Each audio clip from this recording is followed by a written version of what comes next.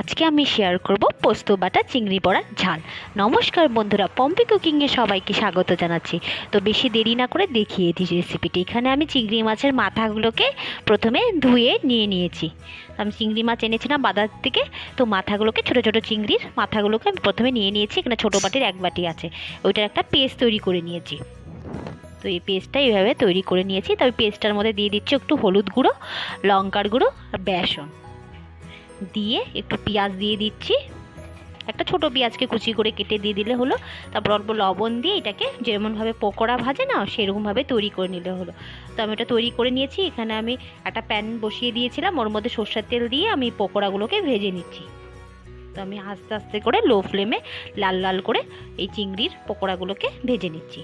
এটা একদিন বাড়িতে অবশ্যই ট্রাই করবেন, দুর্দান্ত হয় বন্ধুরা খেতে, একদম বলার মতন নেই। আর সবাই প্রশংসা করবে রেসিপিটি যদি একদিন বাড়িতে সবাইকে বানিয়ে খাওয়ান, চেটে পুটে সব ভাত খেয়ে ফেলবে। তো আমার বড়াগুলো রেডি হয়ে গেছে, এইভাবে তৈরি করে নিয়েছি।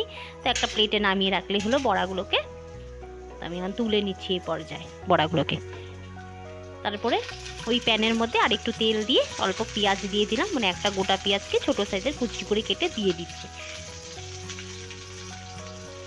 তারপরে দিয়ে দিলাম অল্প রসুন কুচি, 3-4টে রসুনের কুয়াকে কুচি করে কেটে নিয়ে হালকা করে ভেজে নিয়েছি।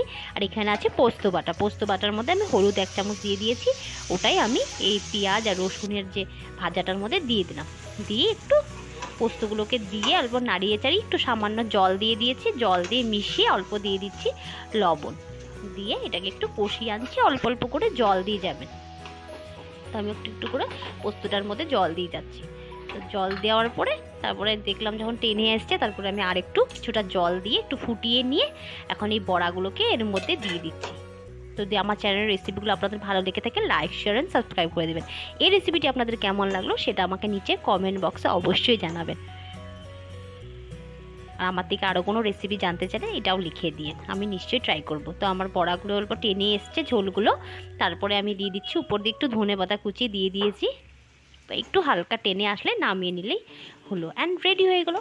অনেক টেস্টি হয়, একটু হয়তো টাইম লাগবে বানাতে, কিন্তু খেতে বন্ধুরা বহুত টেস্টি হয়। থালা ভাত খেয়ে নিতে পারবেন এই একটাই রেসিপি দিয়ে। তো কেমন লাগলো রেসিপিটি বন্ধুরা নিশ্চয়ই জানাবেন আমাকে।